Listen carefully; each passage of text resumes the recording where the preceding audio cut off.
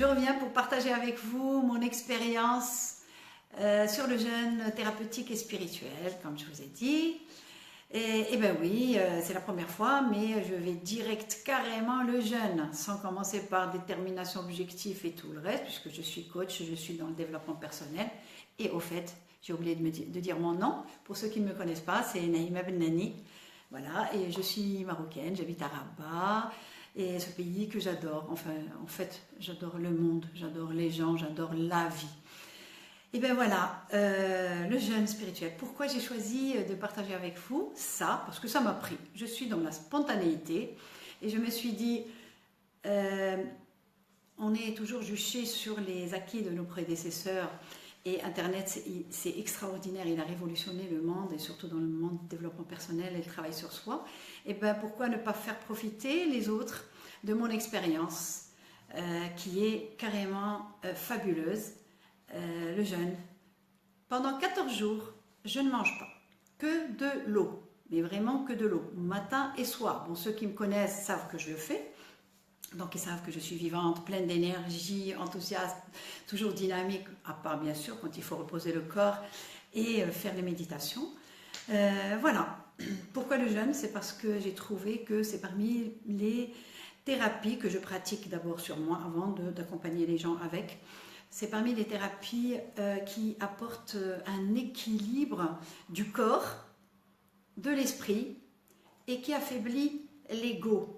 Moi, l'ego, je vous le signale, c'est un ami à moi parce que c'est moi qui l'ai placé, ce sont mes connaissances, mes pensées erronées. Donc pour moi, c'est pas un ennemi du tout comme peuvent le prendre d'autres. Bon, c'est leur choix. Moi, je suis toujours dans la bonté, d'abord avec moi-même. Et bien sûr, si je suis dans la bonté et la gentillesse avec moi-même, je le serai avec les autres et le monde. Donc l'ego, ce sont mes croyances, et je les prends en charge petit à petit, je les change. Et voilà. Et le jeûne, il fait tout ce travail. En plus, c'est facile. Ne pas manger.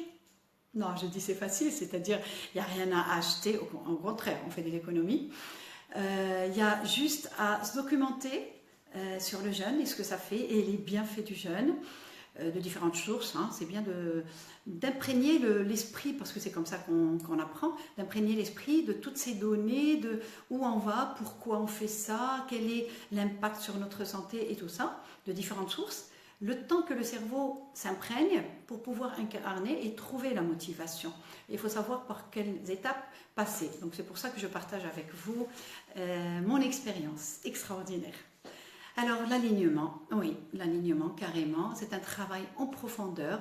Alors ne vous affolez pas pour ceux qui ne le savent pas. Maintenant la science est arrivée à ça. Hein. Les spirituels ont toujours fait ce jeûne et ils n'en sont pas morts. Et la science est arrivée à ça. Moi je veux avancer avant que la science n'arrive à certaines choses qui vont m'aider à vivre mieux et à être bien avec mes semblables. Voilà, c'est vraiment médicalement prouvé, c'est pratiqué dans pas mal de cliniques dans le monde entier, dans des services en Allemagne, en Russie, en Angleterre, en France, au Canada. Maintenant, c'est très répandu, donc c'est très bien étudié. Et moi, j'enseigne carrément le jeûne. Je sais par quelle étape passe le foie, le cœur, le cerveau, le système lymphatique et tout le bazar. Donc, c'est pas la peine que je vous encombre avec toutes ces données scientifiques. Donc ne vous affolez pas, c'est extraordinaire. Alors, c'est le deuxième jour. Hier, j'ai été tellement dynamique et j'ai fait tellement de choses que j'ai pas eu une seule pensée dire je veux manger ou j'ai envie de faire ça. Non, en fait, je n'ai plus ce genre de pensée. Parce que je médite beaucoup et la méditation, bien sûr, elle donne de l'expansion à l'être que nous sommes. Et elle calme l'ego. C'est soit on nourrit l'être, soit on nourrit le mental. Donc comme je suis une pratiquante avérée de la méditation, donc ça aide énormément. Je pense que sans méditation, on ne peut pas y arriver et tenir 2 semaines, 3 semaines, 4 semaines. On peut aller jusqu'à 40-41 jours. Mais moi, je fais que 14 jours tous les 5-6 mois, comme je vous ai dit. Que vous dire d'autre? Pleine d'énergie, sommeil magnifique, je lis beaucoup bien sûr, j'ai eu des réunions, j'ai travaillé, moi je travaille pas parce que l'accompagnement pour moi c'est ma passion, donc c'est carrément du plaisir et à chaque fois c'est de l'élévation quand on travaille avec les autres, à les ramener vers leur objectif, vers le bonheur. Voilà, donc plein d'énergie. Alors comment j'ai commencé? Bien sûr, pour ceux qui sont intéressés, j'ai commencé par la documentation et j'ai commencé par des journées.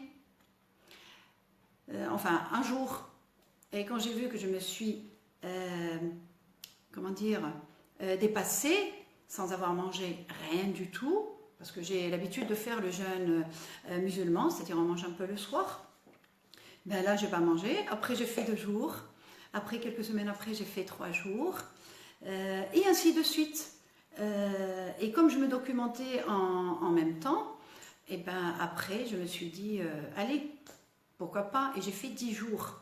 Et je suis du genre à faire, c'est pas la loi du tout ou rien. Je vais arriver à tel point. Je vais aller pas à pas, bien sûr, pour ne pas agresser le corps.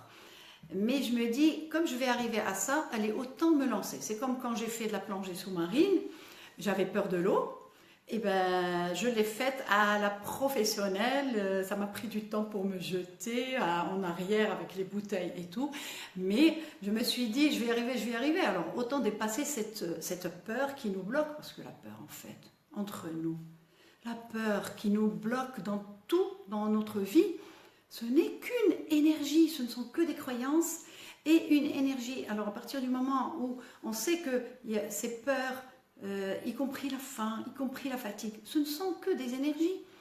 Et quand on apprend à être cet être si grand au-delà du corps physique, eh ben, il prend le dessus sur tout ça. Et avoir peur, avoir faim, ben, c'est juste avoir peur et avoir faim. Et voilà, c'est comme ça qu'on se dépasse. Et on apprend à se connaître dans cette expérience-là.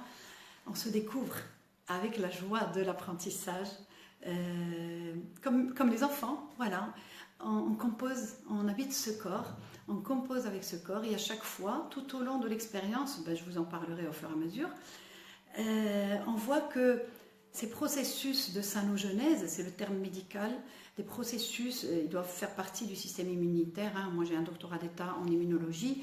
On n'enseigne pas ça en immunologie, enfin à l'époque.